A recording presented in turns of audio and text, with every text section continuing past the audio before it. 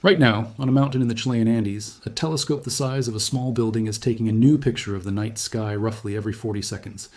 That means somewhere in the last 8 minutes, it has already captured more than a dozen fresh images of the universe, each one more detailed and more data-rich than almost anything astronomy has produced before this project began.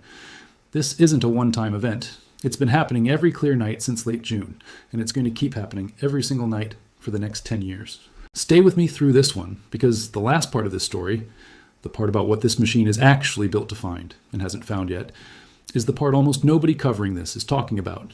And it's the part that changes how you'll think about the night sky from here on out. Let's start with what this thing actually is, because you need to understand the machine before you understand why the entire astronomy community has been talking about almost nothing else for the past 5 weeks, and why an instrument on a mountaintop in Chile is generating headlines usually reserved for space missions with astronauts on board.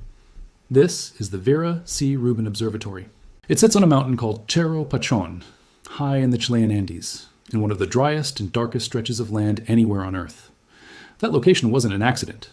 Astronomers spent years scouting for exactly this combination of conditions: almost no cloud cover, minimal light pollution, and dry enough air that it doesn't blur or scatter incoming starlight the way humid air does. It's about as close to an ideal vantage point on deep space as this planet offers. The observatory itself is not just another large telescope on a hilltop. Its primary mirror is 4 meters across, paired with a 3. 5-meter secondary mirror, working together in a design engineered for speed as much as size. Attached to that mirror system is a camera, and calling it a camera undersells what it actually is. This is the largest digital camera ever built by human beings, with a sensor rated at 3,200 megapixels. For comparison, a typical modern smartphone camera captures somewhere between 12 and 50 megapixels. The single instrument captures roughly the pixel equivalent of 260 modern phone cameras combined in one shot. Every full image this telescope takes is so massive that displaying it at true resolution would require about 400 separate 4K television screens arranged side by side just to show one picture. To put that scale in more physical terms, the camera's focal plane is built from roughly 200 individual sensor chips, each about the size of a large postage stamp, tiled edge to edge with almost no gap between them, because it isn't physically possible to manufacture a single silicon sensor that large as one piece. Each of those chips captures around 16 megapixels on its own, and the whole array is cooled to nearly 100 degrees below 0 Celsius to keep electronic noise low enough that the faintest, most distant light doesn't get lost in static. A single exposure covers an area of sky equivalent to roughly 45 full moons at once, which is part of why the telescope can scan such a large fraction of the visible sky every few nights instead of the small, narrow patches older instruments were limited to. And here's the part that really separates this observatory from anything that came before it. It doesn't take one slow, careful exposure and then pause to process it the way older survey telescopes do. It moves fast, cycling through the sky roughly once every 40 seconds, capturing on the order of 1,000 images every single night, night after night, for a full decade without stopping. The reason for that pace is the entire point of the project. The mission behind this observatory, that the 2 decades of planning, funding, and engineering have been building toward, is called the Legacy Survey of Space and Time, or LSST. Instead of taking a single snapshot of the universe the way most telescopes do, Rubin Observatory is scanning the entire southern night sky in ultraviolet, visible, and near-infrared light, revisiting the same regions roughly every 3 to 4 nights, continuously for 10 straight years. Stitch that sequence of images together, and you don't get a photograph. You get something closer to a movie, an actual observation-based, decade-long time-lapse of the universe changing in real time, built from real light rather than simulation or animation. Scientists on the project have literally described it as the greatest cosmic movie ever made. And as of June 30th, 2026, that movie officially started rolling. Before getting into what's happened since that date, it's worth pausing on the very human story behind the observatory's name, because it's easy to skip past, and it matters. The telescope is named for Vera Rubin, an American astronomer who, decades ago, was studying how galaxies rotate.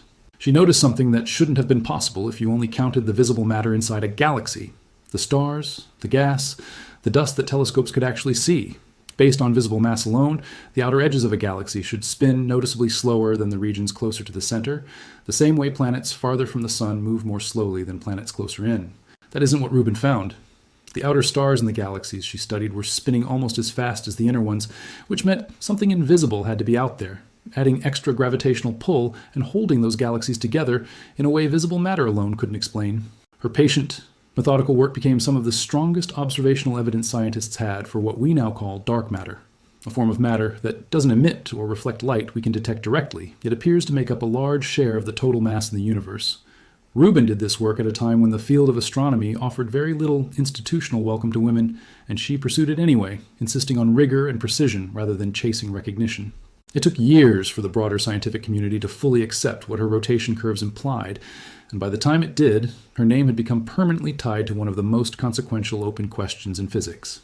She was awarded the National Medal of Science in the early 1990s, and by the time Congress and the scientific agencies behind this observatory were choosing a name for the most ambitious survey telescope ever built, the choice reflected more than sentiment.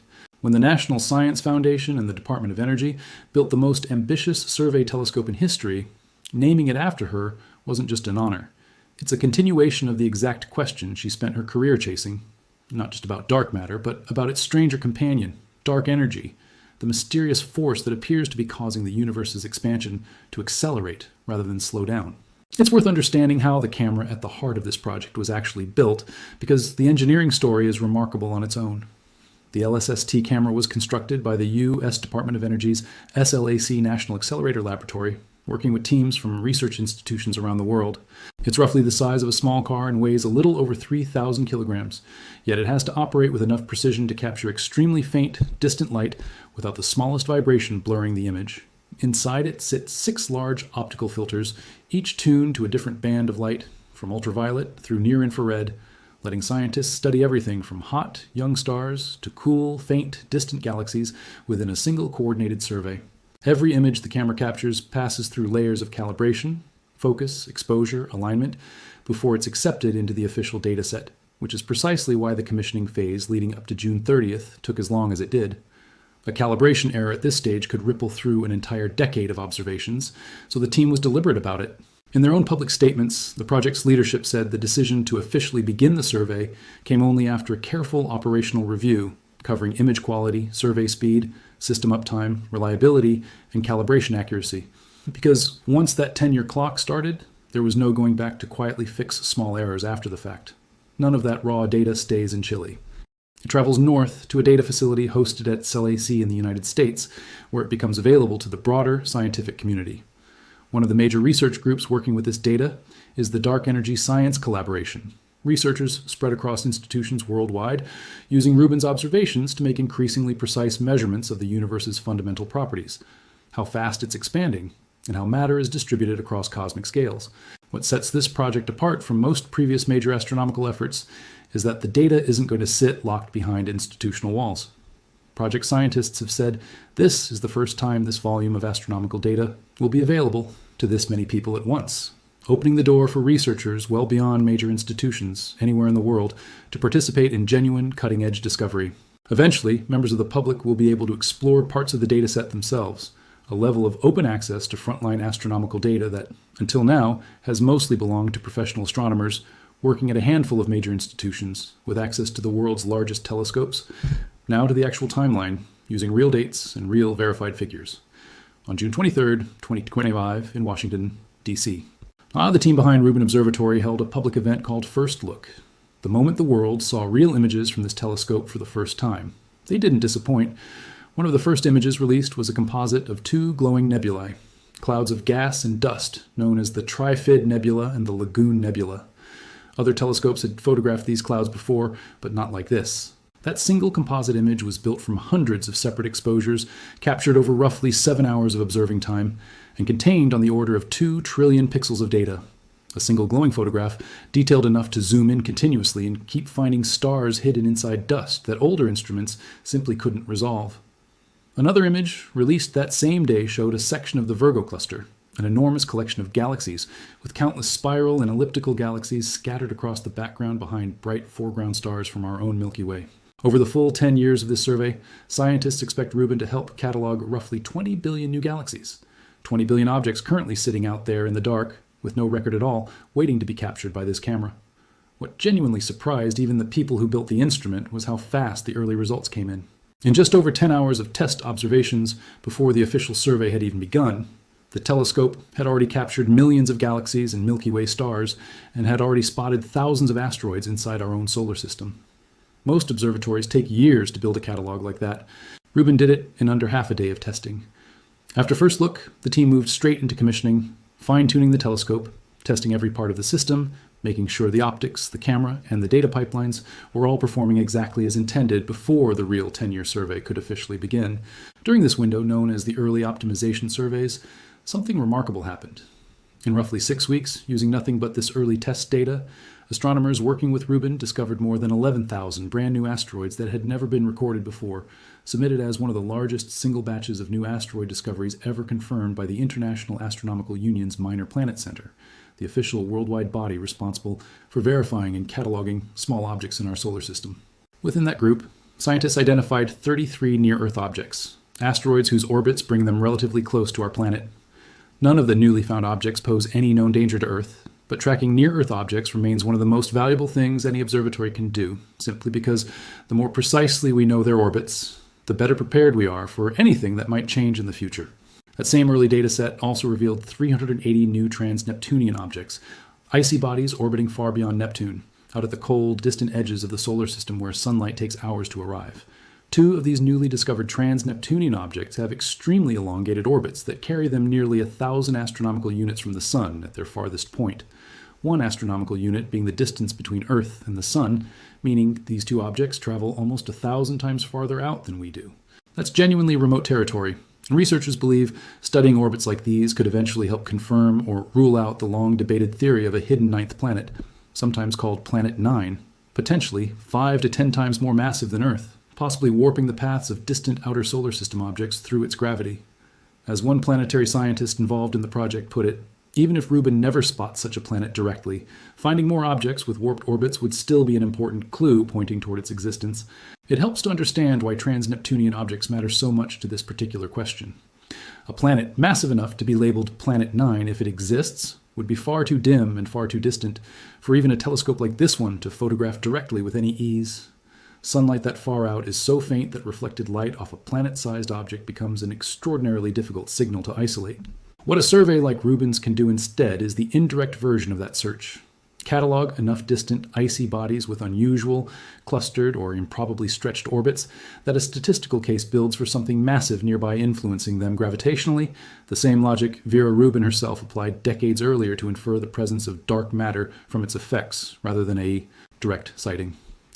The same early batch of data also let scientists refine the orbits of more than 80,000 already known asteroids, objects that had been tracked before but whose paths weren't fully precise, some of which had even been effectively lost because their orbital uncertainty had grown too large to predict where they'd be next. Rubin's frequent, detailed observations sharpened those calculations meaningfully, making the broader map of our solar system more accurate than it has ever been. In April 2026, the first peer-reviewed scientific paper based on observations from the LSST camera itself was published, and what it described was genuinely record-setting. Hidden inside the early data was the fastest spinning asteroid larger than 500 meters wide ever recorded, sitting in the main asteroid belt. Researchers noted that an object like this simply couldn't have been detected without the unique combination of speed and sensitivity built into Rubin's camera, a small but telling preview, according to the project's own scientists, of what a full 10-year survey is going to uncover. Then came the moment that really opened the floodgates for public attention. On a single night earlier this year, Rubin Observatory issued roughly 800,000 alerts to astronomers around the world. New asteroids appearing, stars suddenly flaring as supernovae, distant supermassive black holes brightening as they fed on surrounding material, and variable stars whose brightness rose and fell over time, all flagged in one night alone. Astronomers describe this as the true beginning of the alert stream, one of the final milestones before the observatory's official 10-year mission could begin. And that mission did officially begin on June 30th, 2026, the legacy survey of space and time following years of construction, testing, and a careful operational review of technical readiness, data quality, and calibration accuracy. From that night forward, Rubin Observatory has been scanning the entire southern hemisphere sky, revisiting the same regions roughly every 3 to 4 nights, and generating on the order of 20 terabytes of data every single night it operates. Across the full 10 years of the survey, the observatory is projected to generate roughly 500 petabytes of information in total, an amount of data so large that entire teams of scientists and engineers have spent years just building the software and algorithms needed to sort through it in anything close to real time. Project scientists have said the volume of data Rubin gathers in its first year alone will exceed everything ever collected by every other optical observatory on Earth combined. Not close to it, more than all of them put together. Once the survey reaches its full operating cadence, the system is expected to send out as many as 7 million alerts every single night. 7 million. Each one flags a real change happening somewhere in the sky. An asteroid shifting position, a star exploding, a black hole flaring, a distant galaxy changing in brightness. One of the deputy directors of Rubin Operations has said that the volume of alerts generated in just the first couple of months already proved the observatory is functioning exactly as intended. A genuine, working discovery machine, not just an impressive piece of engineering sitting idle. Teams are using artificial intelligence and machine learning systems specifically built to sort through this flood of information in real time, because there's simply no way a group of human astronomers could manually review millions of nightly alerts on their own. The AI filters through the noise and flags the events that matter most, so researchers around the world can react quickly, sometimes within minutes, and turn other telescopes toward whatever unusual event Rubin has just detected. This is part of what scientists call multi-messenger astronomy, studying the universe using multiple types of signals at once, including light, gravitational waves, and cosmic rays working together rather than in isolation. When Rubin spots something like a possible collision between two extremely dense objects, or a sudden explosive event somewhere in the sky, it can immediately alert observatories around the globe to point their instruments at that exact location, so the event can be studied from as many angles as possible before it fades. Supernovae are one of the clearest examples of why this speed matters. A supernova happens when a massive star reaches the end of its life and explodes in a burst of light powerful enough to briefly outshine an entire galaxy. These explosions don't last long. They brighten quickly and then fade over days or weeks, which means if nobody happens to be looking at the right patch of sky at the right moment, the event simply gets missed. Older telescopes, moving slowly and covering small patches of sky at a time, missed enormous numbers of these events for exactly that reason. Rubin solves that problem by essentially never looking away, because it revisits the same regions of sky every few nights as a matter of routine. The moment the system detects a sudden change in brightness that matches the pattern of a supernova, it sends an alert within minutes, giving astronomers worldwide a chance to point other instruments at that exact spot while the explosion is still unfolding. One observatory acting as a kind of smoke detector for the entire southern sky, with dozens of other telescopes ready to respond the moment the alarm goes off. There's a particular category of multi-messenger event that illustrates why this matters beyond pure cataloging.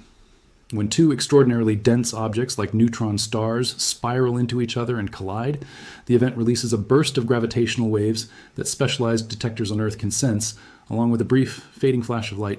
Gravitational wave detectors are excellent at telling scientists that such a collision happened somewhere in a very large patch of sky, but they're generally not precise enough on their own to say exactly which galaxy or where within it. That's where a telescope built for speed and wide coverage becomes essential. Instead of scientists manually searching a huge stretch of sky hoping to catch the fading optical afterglow before it disappears, Rubin's constant, repeated scanning gives it a far better chance of already having imaged that patch of sky recently, or of catching the change in brightness on its very next pass through that region. Confirming the exact location lets researchers point far more specialized instruments, X-ray, radio, infrared, at precisely the right spot, while there's still something to observe, turning a gravitational wave detection into a fully studied astrophysical event, rather than a signal with no confirmed source. Phil Marshall, Deputy Director of Rubin Operations for SLAC, has described this entire journey in simple terms. It took roughly 20 years of science, engineering, and sustained determination just to reach the point where the team could finally call for the survey to begin rolling on what he's called this blockbuster movie of the universe. He's also pointed out that the millions of alerts generated in just the survey's first couple of months already demonstrated the observatory works exactly as designed.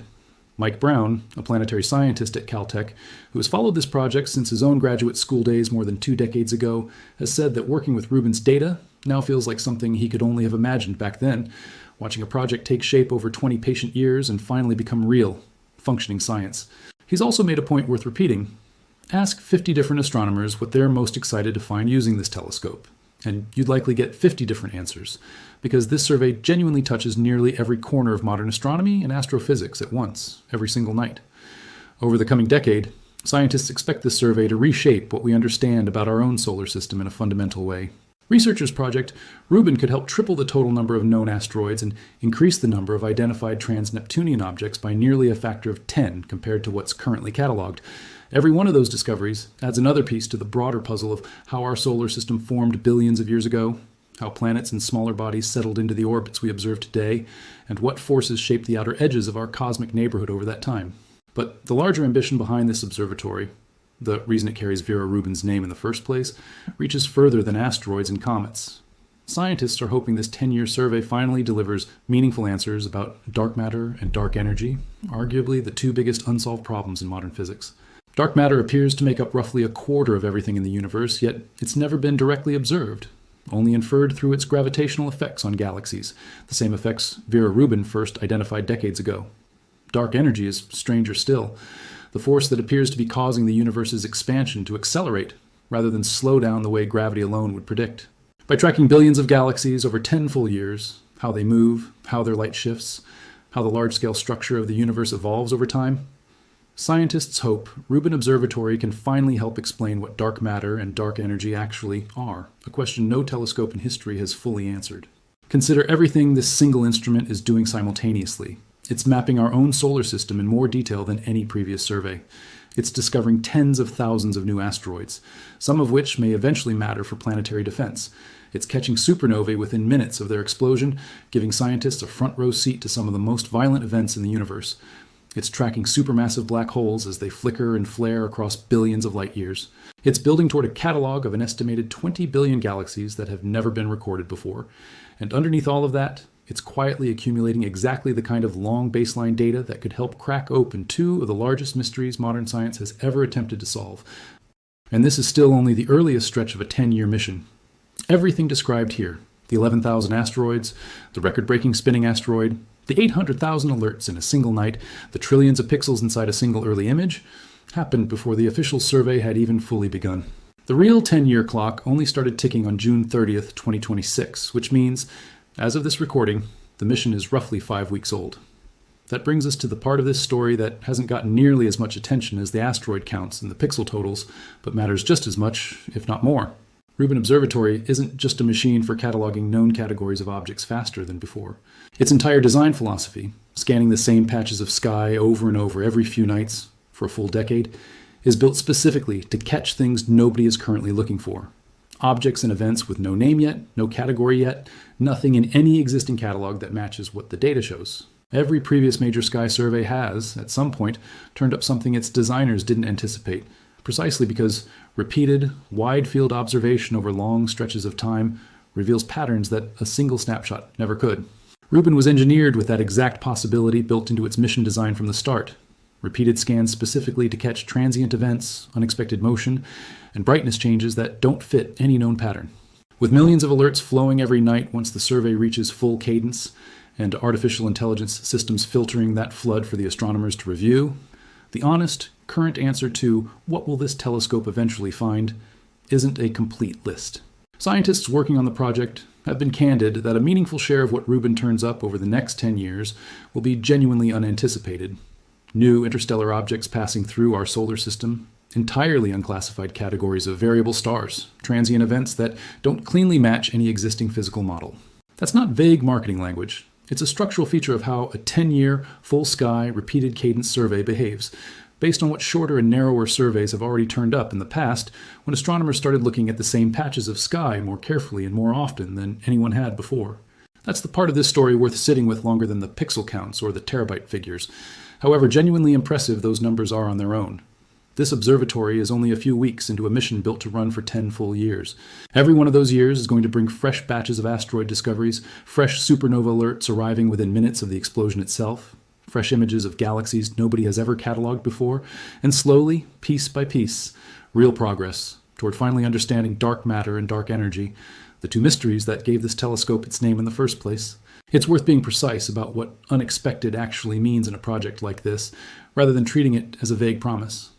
Astronomers aren't hoping for something dramatic in the sense of headlines about aliens or anything comparable. The realistic expectation, grounded in what similar but smaller surveys have already produced, is quieter and in some ways more interesting. A new class of variable star that brightens and dims on a cycle nobody has documented before. An interstellar object passing briefly through our solar system on a trajectory that reveals something about how planetary systems elsewhere are built. A transient flash of light that doesn't match the signature of a supernova, a stellar collision, or anything currently cataloged, forcing physicists to consider a new kind of astrophysical event. These are the categories where past wide-field repeated cadence surveys, smaller and shorter than what Rubin is now running, have historically turned up their most cited discoveries, precisely because repetition over time is what reveals a pattern a single image can't show. Rubin's survey is simply doing that at a scale and a cadence nothing before it has managed, across the entire visible southern sky rather than a narrow slice of it, for 10 uninterrupted years rather than a few observing seasons. There's also a quieter kind of value in this project that has nothing to do with a single headline discovery, because the entire dataset is being built to be openly accessible to research institutions large and small, to international collaborations, and eventually to members of the public exploring it directly. The observatory functions less like a single instrument chasing a single result, and more like an open-ended scientific infrastructure that the whole field gets to build on for a decade. A graduate student working from a small university with no telescope of its own will over the coming years have access to the same raw observational data as researchers at the largest, best-funded institutions in the world. That kind of democratized access to frontier quality astronomical data hasn't really existed at this scale before, and several scientists involved in the project have pointed to it as being just as significant in the long run as any individual asteroid count or galaxy catalog the survey produces in its early months. And somewhere in that nightly flood of images, among millions of galaxies and thousands of newly cataloged asteroids, there's a real, structurally built-in chance that Rubin Observatory ends up capturing something nobody predicted at all, simply because it's watching the sky more closely, more often, and in more detail than any instrument in the history of astronomy has managed before. Right now, in real time, this mountain in Chile is quietly running one of the most ambitious scientific instruments ever built, and it's only just getting started.